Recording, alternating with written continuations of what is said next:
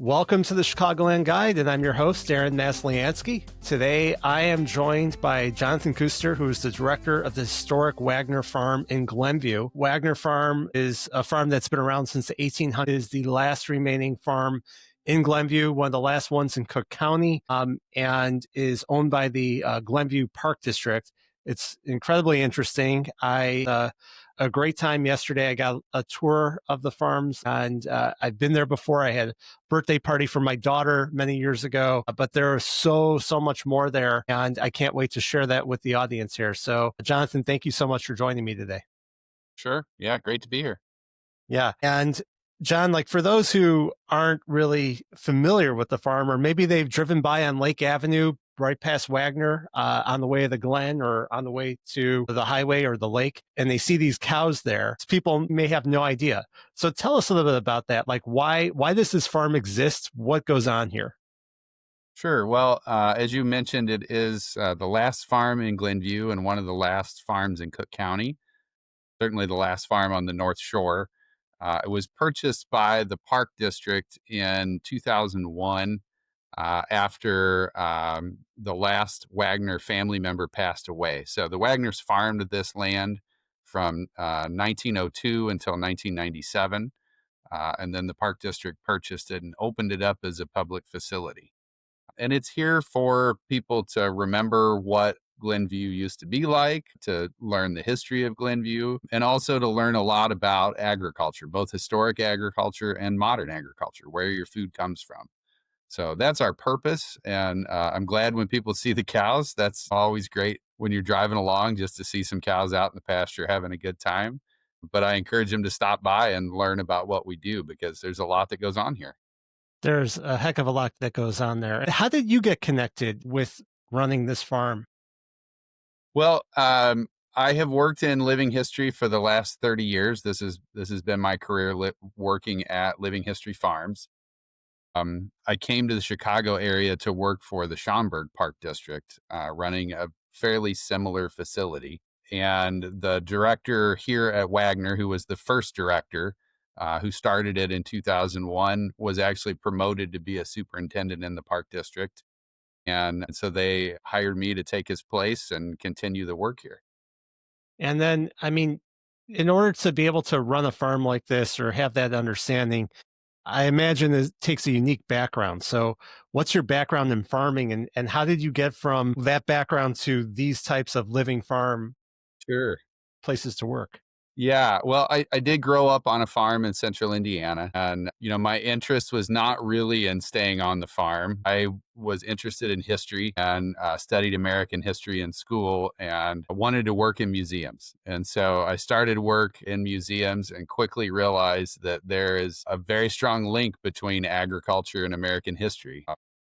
Until about 100 years ago, the majority of Americans worked and lived on farms. And so I was kind of uniquely suited as someone who had lived and worked on a farm to work at those museums. And so that was the start of my career. And I just sort of progressed through from site to site. This is the fifth museum that I've worked at all over the Eastern US. And I've worked in a variety of time periods, everything from the 1780s up to the 1930s. So I've got a pretty broad background for American agricultural history. And that's kind of what it takes to run a site like this. You have to know a lot about a lot of things. Yeah, you sure do. And I certainly learned that yesterday walking through the farm with you, from be it the way that people lived back then or what the history is to the equipment that you use on the dairy cows. So we'll talk about that. But one of the things that I really learned as walking through there is you start to understand how the community shaped itself around the farm, because you're in this living history, you're in a modern era, but then you start to see why are the roads the way that they are around the farms, and how did everything develop from there, and the subdivisions all around there, and things have completely changed. But when people come to the farm, you get this sense that I'm feeling, and you get to have this sense of where your food comes from. So what have you seen as a community impact for this farm around Glenview or, in general around the Chicagoland area because of it? Yeah, I mean, it is a very impactful site, and we get a lot of visitors that come through. Almost 150,000 people a year come through Historic Wagner Farm, and they're here for lots of reasons. Some people are just here recreating, they're just enjoying the open space. Some people are looking for the history, some people are looking for where their food comes from. It really is a remnant of a landscape that existed, previous to Glenview's kind of development as a suburb. And so it is in its rightful location.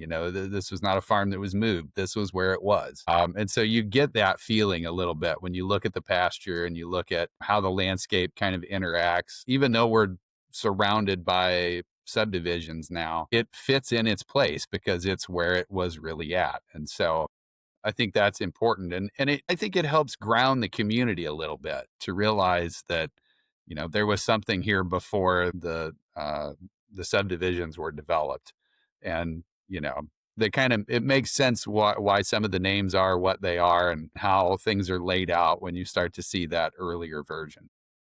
Yeah, and what you see is like there's the historic town portion, then there's where the dairy cows are, and then you have different areas where there's agriculture, planted, and then you have this area where you can rent out, you can have a birthday party like I did for my daughter. So there's a lot of different programming that you have. Tell us a little bit about that. Yeah, there really is. There's a lot of layers to the site. We kind of think of the site in three different mini districts. So we have a historic district, which are the buildings that the Wagner family built and are representative of our 1920s, living history landscape. So you can tour their house, you can go down and see the barn. That's where most of the livestock are at. And then on the far side of the farm, we have our modern farming district where we're producing food for sale through our CSA subscriptions, through the farmers market. And then in between, as you mentioned, there's kind of a public area that is a little more park-like. It's a big open space. There's a play feature, there's a heritage center that you can visit. When the farm was first developed, they were a little bit short on those amenities and quickly realized that when you have hundreds of thousands of people coming through, you have to provide restrooms, you have to build sidewalks, and you have to have those spaces. So we have a little bit of that too, but we try to balance it and preserve the historical integrity of the site while keeping it a working, living, thing. It is a working farm. And so we have crop fields and we have pastures that are actually producing food. And who's actually working this area? Do you have full-time farmers? Do you interact with other programs? Yeah, so we have a small staff. Myself and my farm manager are really the only people here with a farm background. I have a program staff and an operations staff that kind of keep the site running. But, it's largely up to us to provide the knowledge base for what's going on. But we do interact with some other groups that help with labor. We have an agreement with a True North Learning Cooperative, which is a special education district that sends student farmers and a teacher to the site 5 days a week, and they help us start plants in our greenhouse and transplant them to the field. They collect eggs. We also have a tremendous volunteer corps. We have volunteers that come every day, literally some of them, and they do chores with the livestock. They collect eggs and wash eggs. They help with the milking. They help with programs. They're in every aspect of what we do. So, there's a lot of maintenance to a site like this too. There's a lot to keep up. And so every little thing that needs to be painted and repaired and maintained, we have a lot of volunteers that help with that. Yeah, people really care about making this succeed, which it certainly has. One of the things too that you had mentioned is that you bring children, students who are interested in agriculture and in a program where they can learn. Tell us a little bit about that program too. Yeah, we have a couple. So 4-H is one of our biggest programs. 4-H is a national organization. It's run through the USDA, and it's the country's largest youth organization. And it's focused around building life skills, and largely for rural communities. Not in our case, but Right. most kids who are in it are from rural communities. They develop projects that they show through the county fair systems throughout the country, and then those feed into the state fair systems throughout the different states. So we have a very unique club because they keep their livestock here and they show lambs, hogs, and dairy at the Lake County Fair. They also do general projects. They do hundreds of general projects. And that is really unique for this environment. 4-H, as I said, is very common, but it's not common in urban areas so much. Is it hard to get people to want to do that since we're not in a rural area? Well, it's not been. They started that club almost 25 years ago, and it did start small, as most 4-H clubs do, but it quickly grew, and it has consistently had a waiting list for the last 20 plus years. And so we can only accept about 30 kids a year into that program, and we generally have a waiting list that's maybe 30 to 60 kids long waiting to get in. Wow. So there's a lot of draw to it. And, no matter where you live, there are people that are going to have an interest in where their food comes from and how it is grown. And so kids that are interested in that gravitate to us. They come through our summer camps, they come through our school programs, they see the site just as a visitor. And if they're interested, they may try to join that 4-H club and then have a really exceptional experience after that. We also have interns and apprentices that we bring on throughout the year. Our apprentices are local kids, again, that are interested in growing food, which may be something that they're interested in being a chef in the future or Sure. going into food science. It doesn't mean that they're interested in being a farmer necessarily, but they're interested in that whole system. And so we give them a chance to kind of see the roots of it, where it starts, how it gets, processed, put into food. And so that's a very powerful experience as well. And do a lot of the people that either go through the 4-H program or intern, do they end up in fields that are along with agriculture or animals? I mean, do you see people becoming veterinarians and things of that nature too? Yeah, we actually do. And that's one of the more surprising things. I think the thought is because this is a suburban area that no one here is involved in agriculture. And that's just not true. Glenview actually has a strong food science culture even today. This is where Kraft Heinz is located. Hmm. We have a lot of the industry here. People just don't realize that's what it is.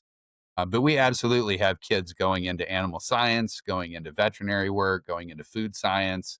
Um, you know, there is a need for those kids to do that. They're going to be the ones that figure out how to feed us in the future, and we see several that get a start here.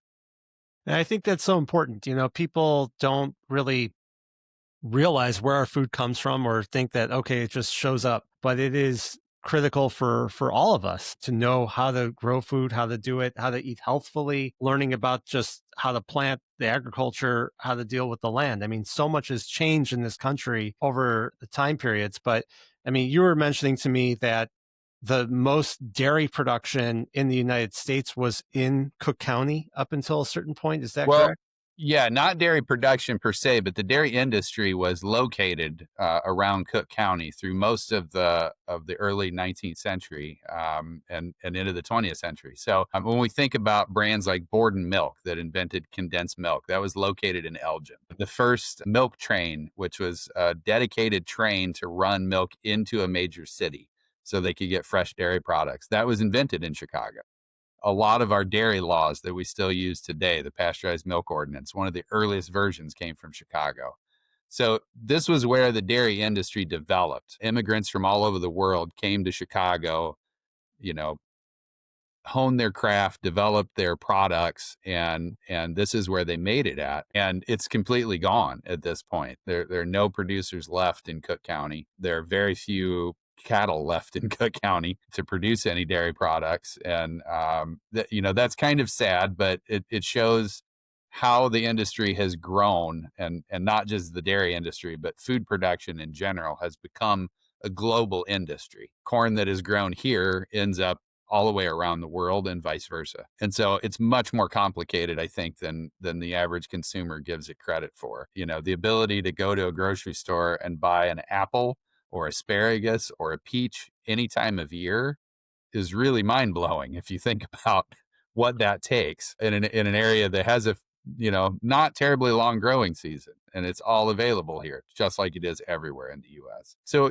we try to talk about that and how those food systems have evolved and developed and changed, and not always for the better. I mean, we feed more people today than we ever have in the world, but there are flaws in that system also. For sure. I mean, and one of the reasons why you don't have all the production here anymore is because the land is too expensive, which is why all of these farms were sold over time. I mean, if Wagner Farm was sold for housing or something else, it would be incredibly valuable. You look at what happened down the street at the Glen when that turned from a naval base into a whole nother city, basically. I think it's 10,000 acres of land is the Glen. It's huge. And that was just a massive redevelopment. So that would be here too, if not for the community wanting to keep this. But I think it's, that's, you see most of these farms or the production further outside the major city centers. And then because of transport, you can get things more quickly to places where you don't need to centralize it. Not like how it used to be with the slaughterhouses on the southwest side of the city. So things have certainly changed, but it was really interesting to me to learn why the food industry changed. And you were telling me a little bit about how there was a period of time where even like at the beginning of the 20th century, in between World War I, World War II, farmers were making money. And then around the time of the Nixon administration, things changed. And, I think for the audience, it's interesting to learn about this. So tell us a little bit about that history. Yeah. Well, I mean, you can go back and study agriculture, basically to the beginning of time, and you can see these ups and downs. But the period from the 1890s to about 1920 are considered the golden age of agriculture in America. This was a point at which pretty much anybody could buy land, they could afford it, and they could farm and they could make money. And it led to a lot of speculation and techniques that weren't necessarily great for the land. Things like the Dust Bowl were caused by consequences of some of those practices. But the first time in history in America, farmers were making money. They had income enough that they could improve their farms. They could send their kids to school. This is when we see new barns being built. We see great innovation in equipment. It's when tractors are introduced. So we see a huge change in agriculture through that period up until World War I. And in the US, it continues a little bit longer than it does in the rest of the world because no fighting happened here during World War I. Most of the world was at war. We were supplying all of those countries. So we grew a lot of food at that time. But starting in the 20s, we start to see the ups and downs come back in. And especially during the 1950s, during the Roosevelt administration, the system that was set up was designed to prevent farmers from overproducing. They didn't want prices to drop because there had been an overproduction in a certain crop. So farmers were encouraged, for instance, to, if they had a good corn year, to keep that corn in a crib and wait and sell it when the price was more stable. And the government would even buy you a corn crib. They would build a wire corn crib for you so that you could keep that and let it out once the market had stabilized a little bit. By the 1960s, there was a fear that the Soviet Union was going to outproduce us and that they were going to flood the world with cheap everything, really, cheap food, cheap products, manufacturing.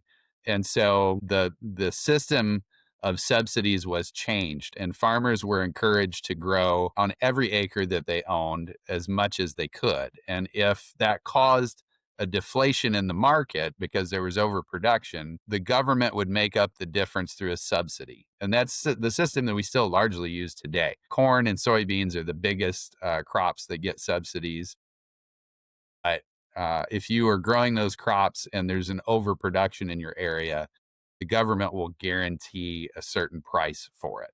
And so it encourages not only production, but in many cases, overproduction. And that has led to a little bit of a change in the industry. For one thing, farms got a lot bigger. People that couldn't afford to stay in agriculture. And in the late 70s and early 80s, we had a pretty terrible agricultural recession where a lot of farmers lost their farms. Those that were left absorbed those farms and became bigger. And so we have been on that path for more than 100 years now of farms growing in size and the number of farmers shrinking. And so today, only about 1% of our population are actual farmers that own land and farm it. And they're, of course, tremendous landowners. They own most of the land in the United States outside of the federal government. And because they are such big producers, they have to put a lot of capital into it. Their equipment has to be big, their structures have to be big. And so it makes it difficult to get started in agriculture, and it makes it difficult to stay in agriculture because you can't afford to keep growing all the time.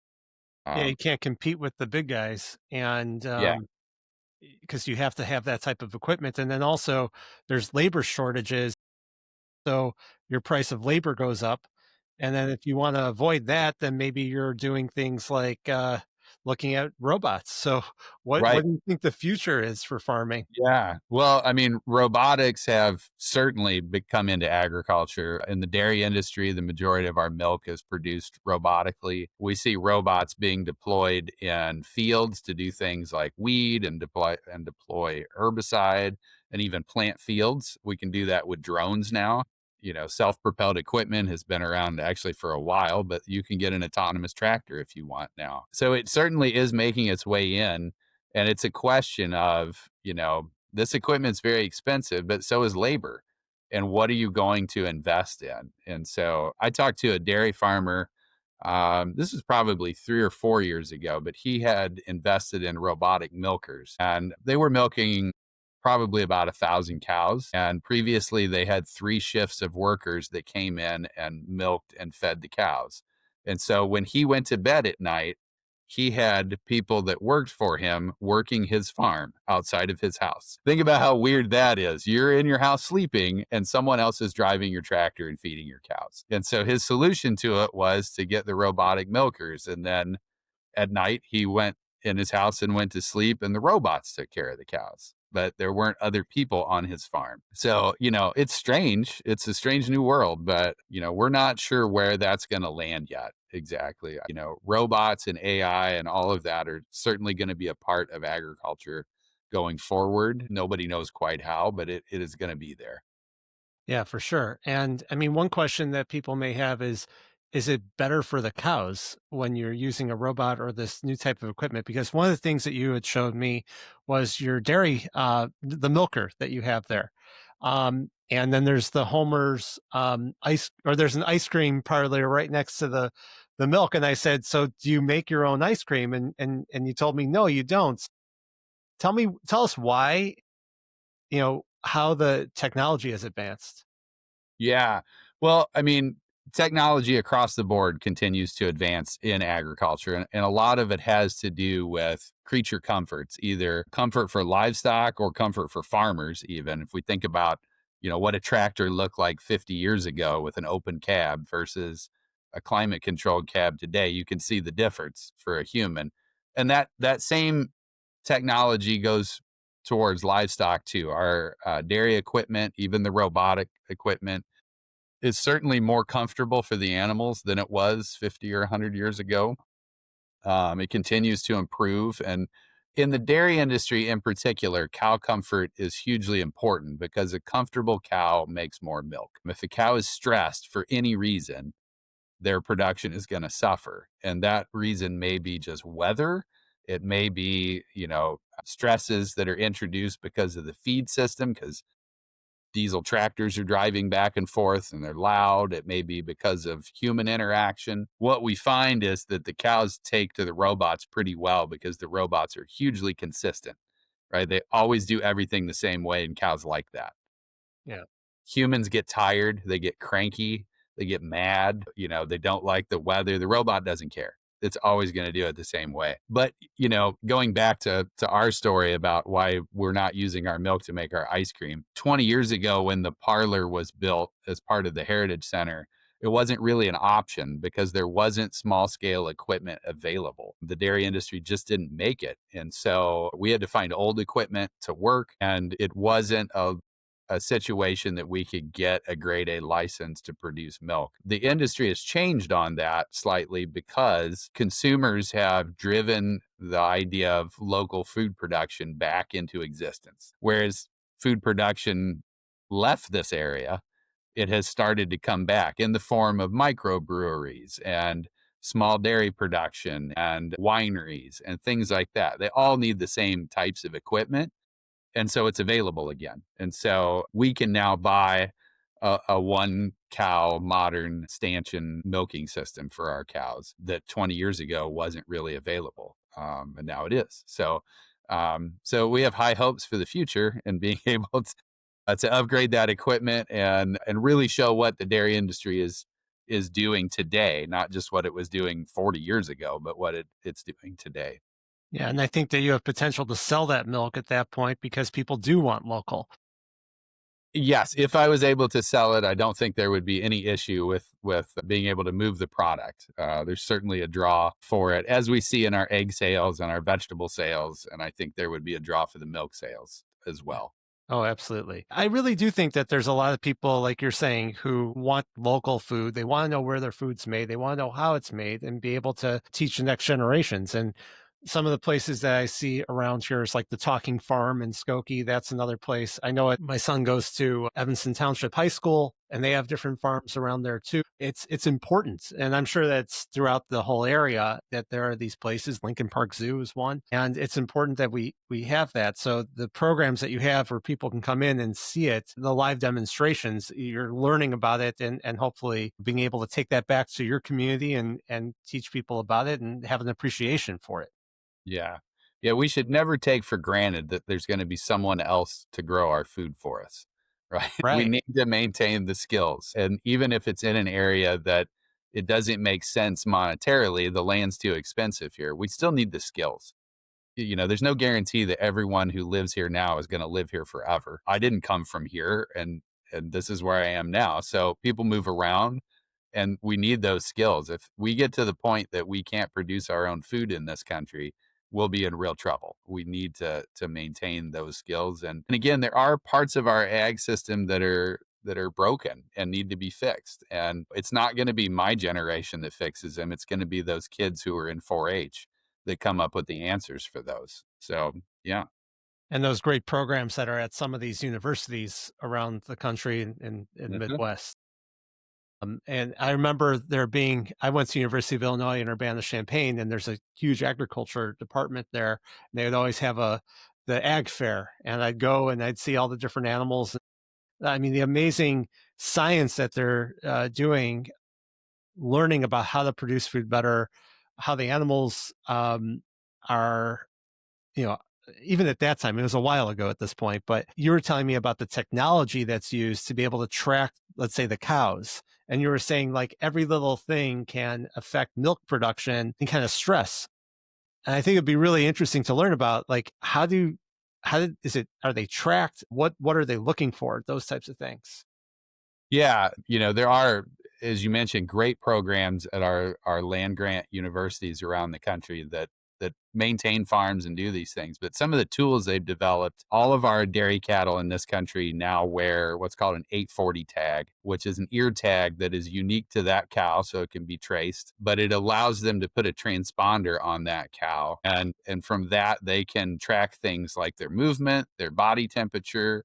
Um, you know, in some cases, how much they're eating, if that's through a trackable system, what their milk production is, if they're a dairy cow. And so, very minute changes in the cow's behavior can lead to, kind of big developments in that cow's life. We can see if they're not moving as much, if they're just laying in the corner, maybe they don't feel well, if they're overactive, maybe they're stressed out about something. Like we can start to see those, and they do tremendous work. We talk about how more has changed in agriculture in the last 10 years than the 100 years before that. Really? And that's been true of every 10-year period in the last 100 years.